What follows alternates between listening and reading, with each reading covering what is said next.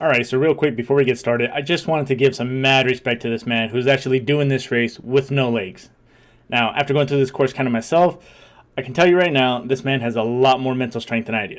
Okay, so before we get into the actual obstacles, I just want to say the Spartan Race atmosphere is incredible, man. As far as the people are incredibly friendly, very supportive, even during the obstacles, really trying to hype everybody to get past, get through, and that everyone just kind of has smiles on their face. You know, despite like the kind of the physical pain that comes along with this race. I'm also going to be showing you a little tips and tricks that kind of helped me, and also some tips on if you're going to be using a GoPro, like how I was, which there was quite a few things that came into mind during the actual race that I thought I got to make sure that I hit this in this video. Now, certain aspects of the race are going to be really determined by the location of where you're at. Ours was in Washington, so it was a little crazy with the elevation. And luckily it didn't rain on us though, which is was one of my bigger fears of happening, because you know, you see all the mud and you're gonna slip and slide everywhere. But what I really liked about this also was that this race also kind of helped you expose if you had a little bit of, I guess if you want to call it, weakness in your mental or physical strength. And also wanted to say that some of the parts where I'm running in between obstacles are pretty uneventful, so I'm going to be cutting some of those out, but some of them are going to range also, again, with the terrain and location of where you would be doing your race. The distance to one obstacle to another might be shorter, or it might even be longer. You know, I mean, it was just very dependent. But as far as when you actually get to the actual event, you're just going to go pass through the registration. They're going to give you this little armband, which is going to help track your time. Put your bags away. They give you a little paper for that too. They even give you one for your wave that you're going to be going at. And until then, you're pretty much just chilling. And we got there about an hour early because it was our first one. I'm going to be running this race with two buddies of mine. Alright, so with the GoPro, your best options are going to be the head mount or the chest. Now, I really wish I went for the head mount. I feel like that would have captured it a little better. And when you have it on your chest, it does tend to get a little more difficult. I'll get into it more when it actually gets in my way during some of the obstacles. But you also catch a lot of pounding, right? Like, because I mean, it's pounding on your chest. Some parts when you're on the ground, you're crawling, it's going to be making a lot of noise. You might not be able to pick up the audio as well. And not to mention, I mean, you do hear your own heartbeat, which is kind of cool, but that's pretty much the only thing I saw.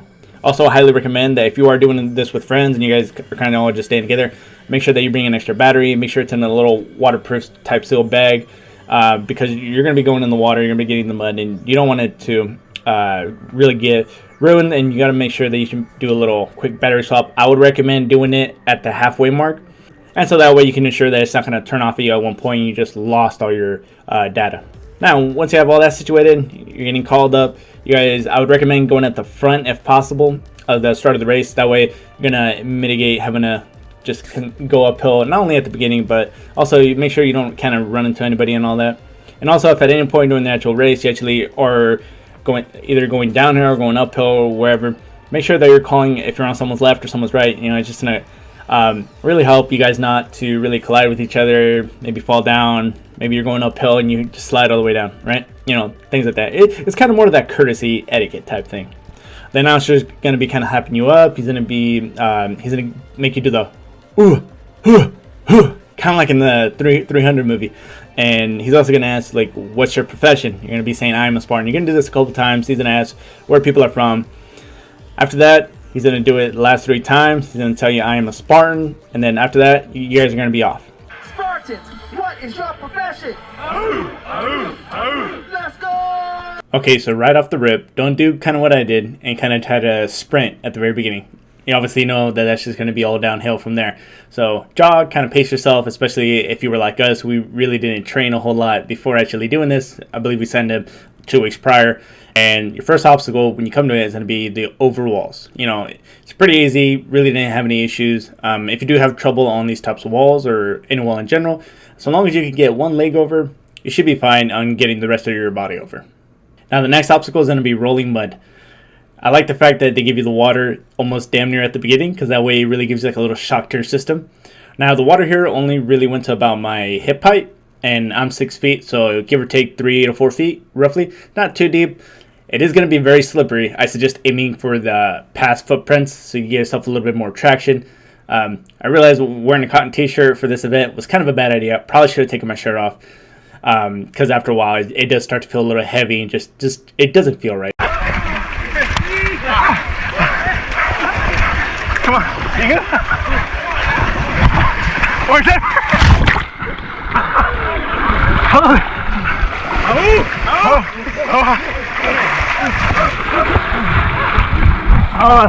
One more. You go.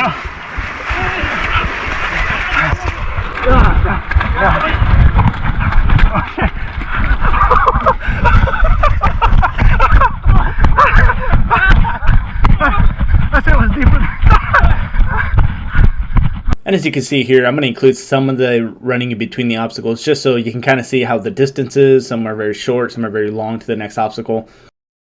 And also making sure to call out your lefts and right when you're coming up on someone. That way, since the ground is going to be very slick with the mud and people's shoes are really all muddy, it's really going to help avoid accidentally falling into someone or bumping into someone and things of that nature. Alright, so third obstacle is going to be the 6-foot wall. A little bigger than that first wall. Now, this is really where that GoPro really came into effect as far as it prevented me to actually do this. And it took me 3 tries. As far as on my first 2 tries, the little chest mount or the camera itself kept on getting stuck at the very top as soon as I was trying to pull myself over. Now, wanting to bait the camera, I would come back down until I actually had to readjust it, place it a little closer to my chin just for this obstacle, and then I would readjust. You're going to do a lot of readjusting on the fly if you do have that chest mount. And then as soon as I did that, I was finally able to get over. Alright, so the 4th obstacle is the Usana Atlas carry. Trust me when I say that these balls are a lot heavier than it looks, and that's not a pun. You really want to make sure that you're being good to your lower back here. Now, again, the chest cam kind of got in the way a little bit. There's a little bit of rustling because it kept on kind of scraping the case. But not a huge obstacle for myself. It might be difficult if you don't have some of that upper body strength. But other than that, it shouldn't really do too bad. So long as you can actually get it up, hold it very close to your chest, and just walk around the flag, put it back, and put it back in the hole. At this point, I was kind of winded, mainly because of the water. I was still kind of feeling the effects. And then we're going to be coming up on the 5th obstacle, about a quarter of the way there. We're going to do the plate drag. Want to make sure that you're keeping your butt low. There is going to be a little bit of a divot once you start pulling, so you're going to have to give kind of a hard pull somewhere in the initial beginning of you actually starting to pull the rope.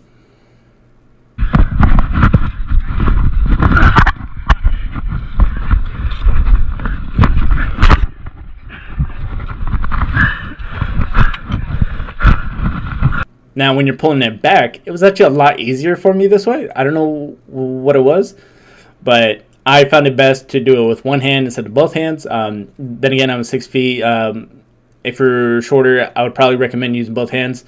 But if you're a tall guy like me, it's going to put a little strain on your lower back if you're not careful. Bro. Shit.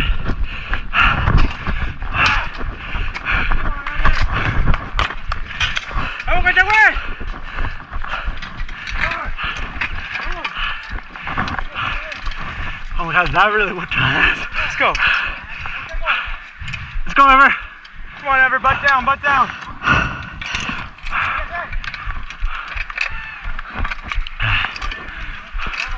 There you go, homie.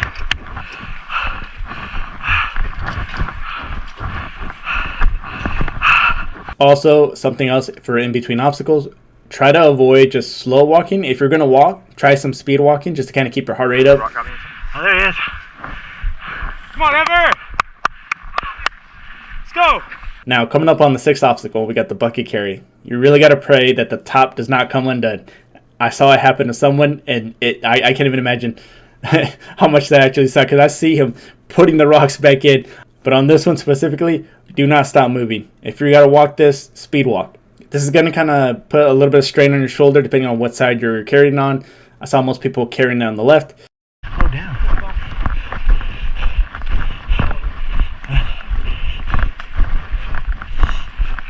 Did he kick?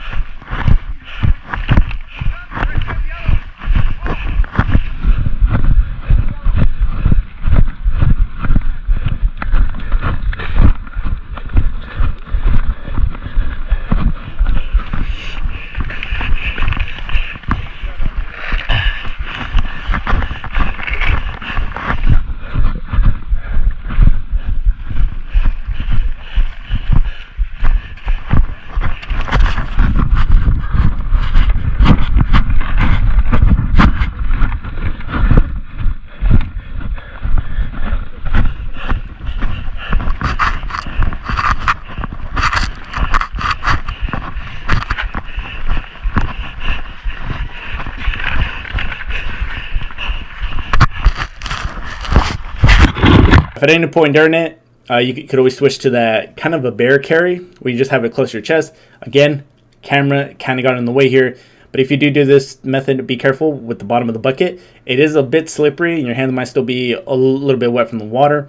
Make sure that you're just consistently readjusting your grip, because I felt my fingers sliding the entire time.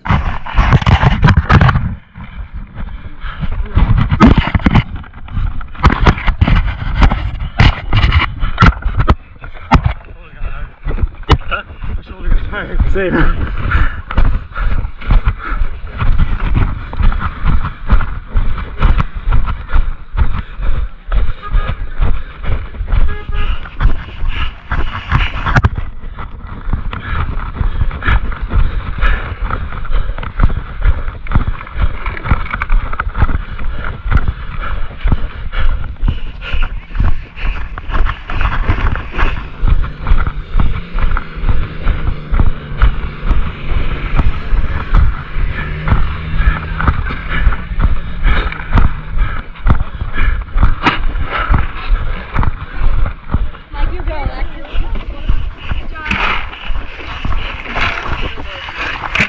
Now, while we're waiting for our third buddy to finish, I saw this dude with the United States Marine Corps Poolie shirt. Excuse me, are you Poolie? Huh? Are you Poolie? No. Oh, no. I did my Poolie stuff. Okay.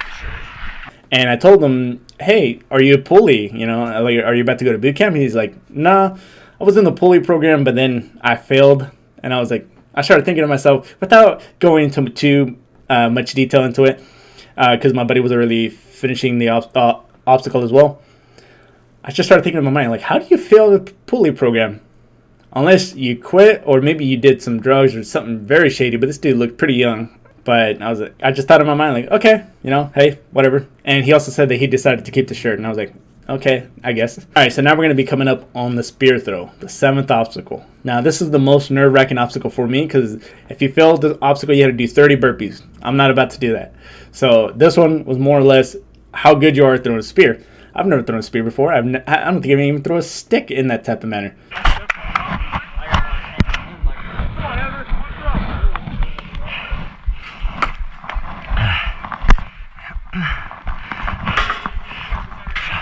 Now the big thing right here, you want to make sure the rope's not going to get stuck on one of your feet. So as you can see through the video, I actually took a little bit of time to be able to make sure that's not going to get stuck. I also found out that pointing at the target kind of helped me get a better angle, better aiming. And as soon as you're ready, you just got to throw it.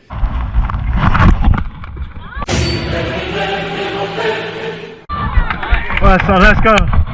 Also, the lady who was running that event actually called me strong, so that made me feel pretty good. I believe I ended up hitting on the top right, or the dummy's top left. So I probably would have gotten close to the heart, maybe more towards the shoulder. But all in all, not bad for my first spear throw. Now, unfortunately, one of our buddies did end up missing it. He had to do the 30 burpees. I'm really hoping that came out good. Did you get mine?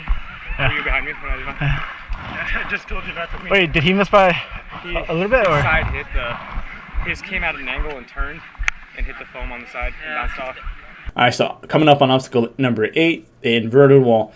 This one really didn't get too much of a struggle either. It was pretty easy to get over. Although I did have to raise my camera up again to my chin. A lot of these obstacles, you're going to realize that the chest mount is really going to get in the way.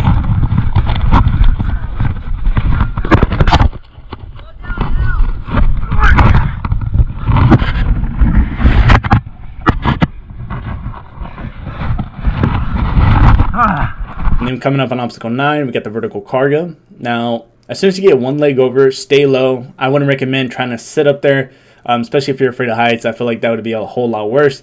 There was actually a girl to my left who was kind of having that issue, and I recommended to her, like, hey, just stay low, like kind of like that low profile, right, that they teach you in the Marine Corps, and then just get one leg over. After you do that, hold on, grab your other leg over, and then just start climbing back down. As soon as you're going back down, any fear is more likely than not going to wash away. There's also padding on the ground, so in case you do fall, you'll be fine.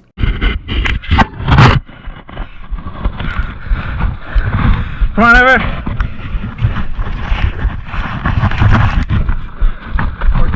Now we're coming up on the rope climbs here. We are halfway through the race right now. I'm not going to lie, I'm pretty exhausted at this point. This is really where it starts going up and downhill a lot in between the obstacles. But once we make it to the rope climb, I'm going to tell you right now, if you try to climb this rope the way you did in the United States Marine Corps, like how I try to, it's going to be somewhat difficult here. Mainly because the rope isn't as thick as they are in the Marine Corps. It's a little slippery too from all the people that have been going through it. And holy shit, he's really cooking up that rope. And also trying to do it in shorts is going to hurt a lot more when you start going on the way down. Now, since the height isn't that tall, your really best option, in my opinion, would have been just going up pure hands, right? And also another tip, as far as getting your grip back, especially for the rope, rub your hands on the grass, and it'll help, at least it helped me, and then dry my hands a little bit. And as you can see here, the rope technique kind of screwed me.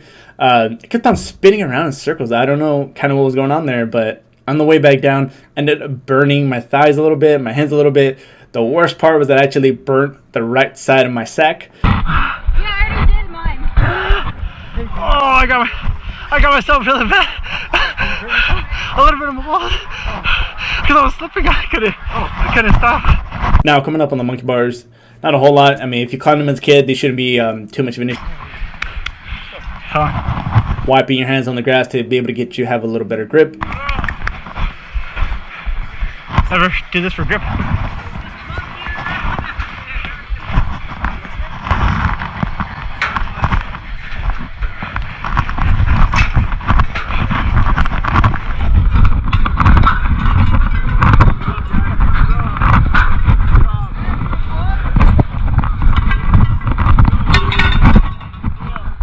Oh yeah, that's it. Let's go over. Alright, so we're coming up on obstacle 12 here now, the barbed wire crawl. This is probably the second worst obstacle I hated. Now, the reason was that the distance looks a lot farther when you're actually in it. Main thing is here, you're just trying to go underneath the wire, and that's really the only rule, right? So long as you go through underneath all of it, you can't go to the side, you can't go over. Now, this is really where that mud is going to start to cake on you. Also, pay attention to the guy rolling, because it's going to come in handy later. It's one at a time, right? And this obstacle is also another great reason as to why the chest mount was a bad idea. The footage was really hard to get as my chest is essentially in the ground and you're not really seeing me. I should go through the obstacle really well. And your best option here to get through it as quick as you can is rolling on your side here. It's going to save you a whole lot of time and a whole lot of pain. And it's actually a lot easier than what it looks. Oh, you guys got the right idea. And all of a sudden, we start rolling. Going the way that I always tried to go through initially, which is kind of just low crawling underneath the whole way. You're going to scrape the shit out of your elbows, your knees. The grip is going to be difficult. Try to get over the little mounds because it's kind of going up and down. Oh, that may be dizzy.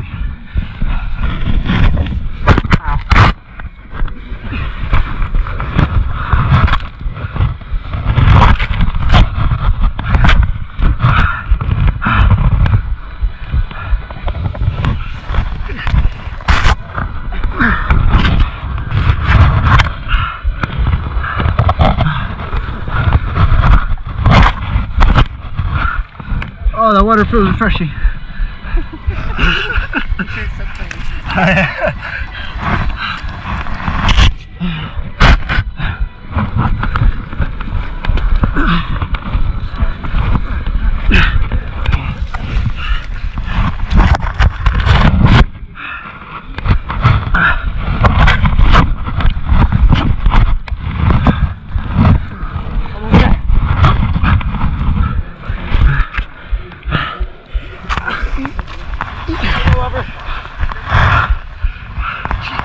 Now, when I finished the obstacle, there was a guy that said, "Oh, use the cheater method."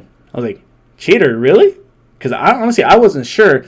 But when I re-looked at the rules, I saw that no, it's not. It doesn't say in the rules, and all it says is that you have to go under. All right. I looked at someone else's roll, and I was like, I adapted, right? Although the rolling does make you a bit dizzy. And again, we got more damn hills. All right, so obstacle number 13. This one was a little tricky at first. You're not allowed to touch the top.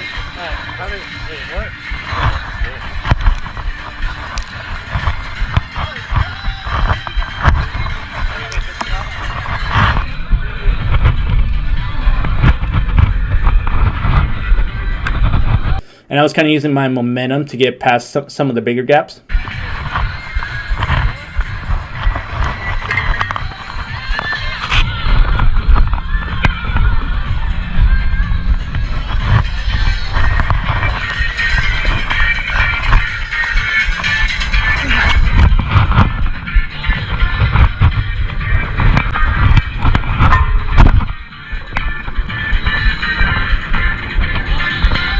tricky. And right now we're just kind of waiting for our third guy to finish, and oh, we just caught him lacking right now, boys. You got that on camera. I did. And then we're coming up on obstacle 14, the Sandbag carry. Let me tell you about this obstacle, man. This is going to really test you, not physically, obviously, but mentally as well. This is possibly the hardest obstacle in the entire race. Now, you know what? I'm going to go ahead and say that it is. This hill kind of reminded me of the ankle breaker over in Camp Pendleton. If you've ever been there, you're essentially going to be putting this bag on your shoulders, which is kind of the method I saw everybody doing. Put it on my shoulder, around my neck, and I thought this was going to be the best method. Now, kept on kind of sliding to side, and I was trying to lean forward to avoid trying to fall backwards, but because of this, it was also putting a lot of strain on my neck and a little bit on my lower back. Now, also when you're going uphill, looking up is kind of a bad idea as the distance is pretty far and it could kind of drain you mentally.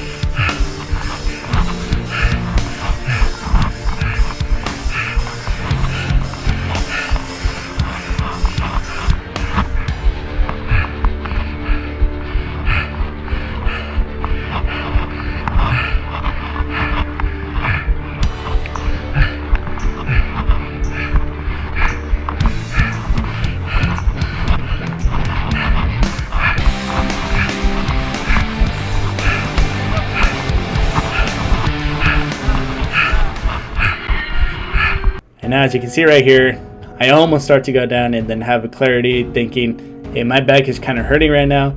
My neck is hurting. I got to take this off. And I stop back a little bit. And then I finally drop the bag.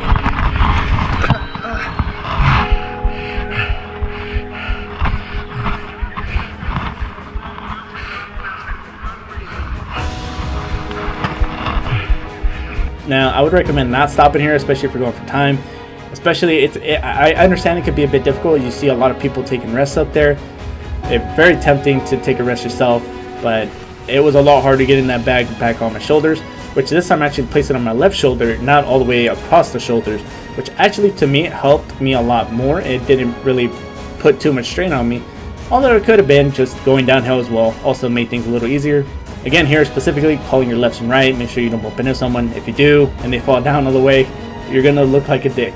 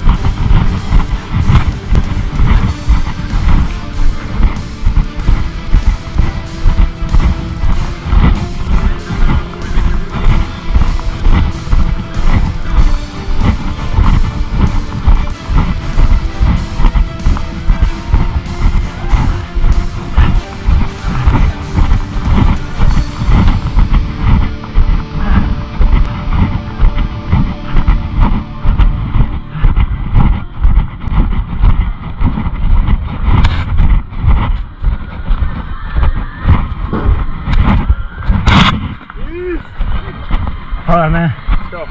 Killing me, but yeah. Cool, bro. That's Yeah, that was no fucking shot. It's brutal. I wanted to stop at the top so bad, but I was like, if you put this down. Oh, you're so smart. Yeah, dude, I just kept going. Because it was brutal. I was picking it back up and get going. Wait, did you have it on your back like this or on the side? Side, like this. Oh, I started hurting my lower back. I put it on my side. Right here after starting to go down. So much better. Was it? Although it could have just been because it was downhill too. Now, as soon as I got to the bottom, we were waiting for our third buddy to finish. Realized that battery is at 1%. I quickly did a battery change, and that's why I recommend doing this at the midway point, which for us was at the rope climb, because I had started the race with 85% power, and it had been around 55 minutes since I started recording, so it lasts around an hour. So once we get that battery swap and we're off again, I'm going to tell you right now, the worst part of the race is over now, and you're getting close to that last little quarter stretch. And there's way too many damn uphill running, I swear.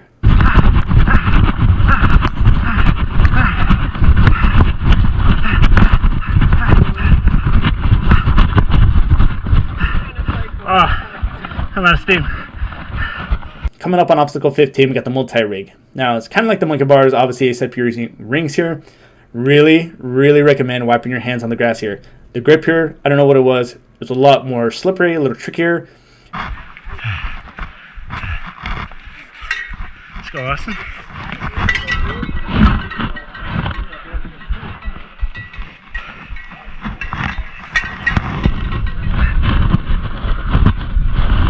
And I would also recommend doing some forward back momentum, so that way you can kind of glide through it, kind of like a whole Donkey Kong type method. Tucking in your legs slightly in, because I'm 6 feet and my feet accidentally touched the ground. I misjudged the height. So, I mean, I'll be honest about that though.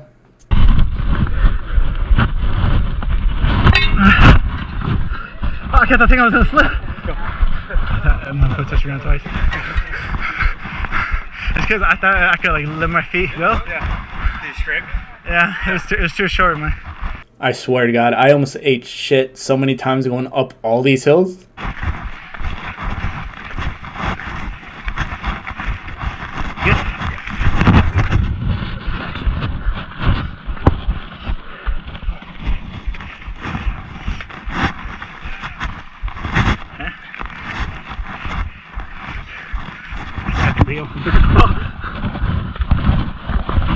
Keep that momentum.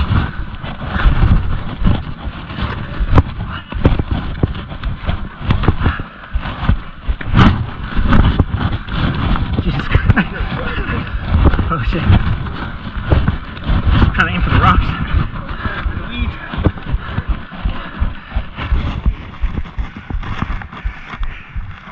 I honestly think that the hills should kind of be an obstacle in and of themselves. Now, going down this hill here, it was not my intention to fall and slip and start sliding down like I'm in Apex Legends. But if it works, it works. Well, I'm really going down.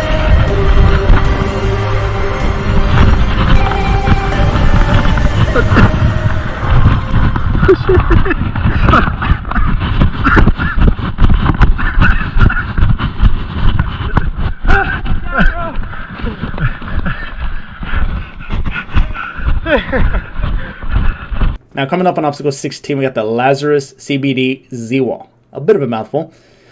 Now, you gotta make sure that you don't grab onto the top. Make sure that when that you have a good footing and grip before you actually start moving, because there's about maybe like an inch or two that you gotta grab onto.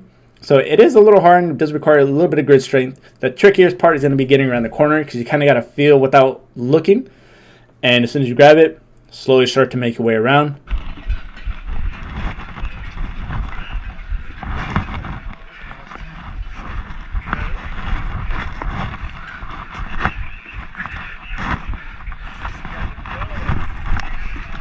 Ooh, my corners.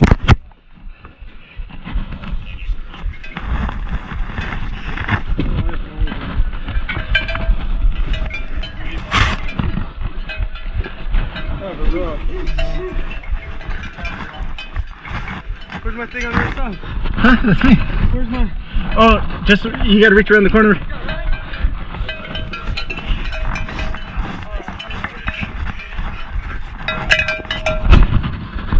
Go on, There it is. That's really good for the core.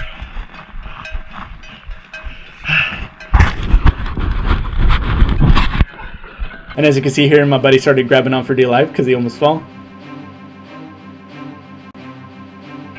You got it, Austin.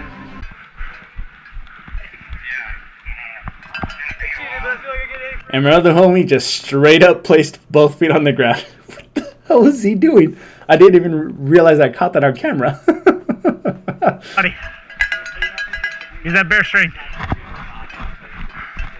Damn, how'd you grab your top? You're good. I didn't touch the ground though. I mean, I touched the ground over there by the rings. You did? Yeah. Twice, by accident. All right, so coming up on number 17, the dunk wall. Let's go for it. And my boy just kind of yeeted himself into that water. Now, as soon as you get here, you're going to make sure that you're going to be going under. Don't try to go over like kind of we did at first. Yeah, jump up there. Oh no, help you up? Huh? Can I help you up? Yeah. I thought it was down below, right? Under. You go under? Yeah. And then all I saw was darkness.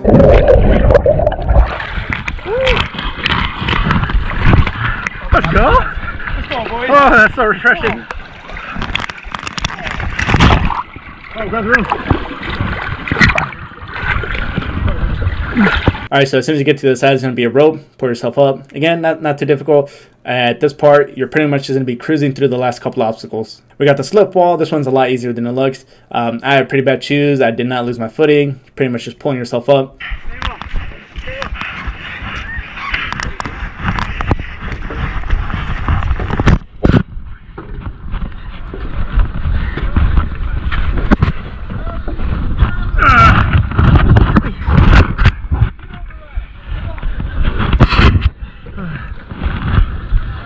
Go over.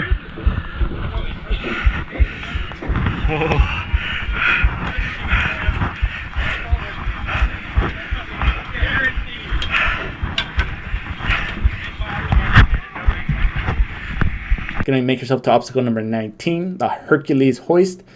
Now, there was two methods I saw people doing to try to get this up. One of them was putting their foot on the actual metal fence there, and this would kind of help give them a little bit of a anchor point, I guess, to be able to pull up. And I saw someone else, as soon as they would pull the rope a certain distance, they would step on it, kind of give their arms rest, and then start pulling again. Now, this one for me was pretty easy. I kind of just zipped right through it. You see my boy here really having to use a lot of his body weight to get that rope up, but he manages to get it, never gives up. After this, we are on the last obstacle here. 3/4 of the way up, come on.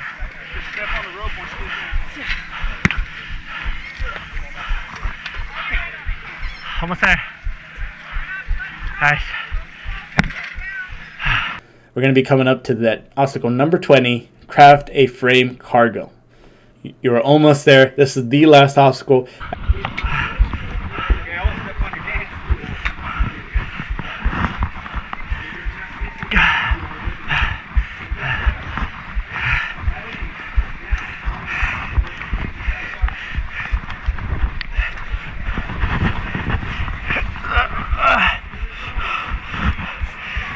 As soon as you manage to get over, start going down.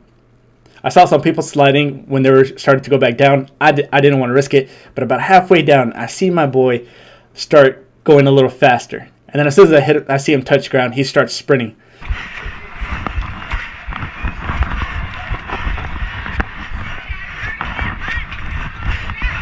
So I get off, I start sprinting. I'm trying to catch up to him. I'm sprinting like crazy.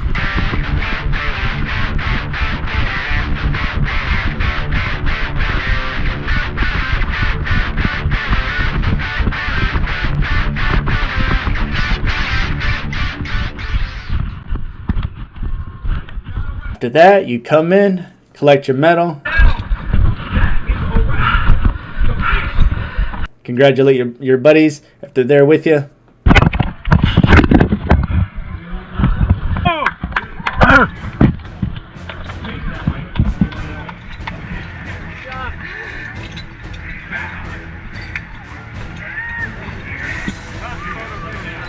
He's looking at it like, After this, you get to get your picture taken.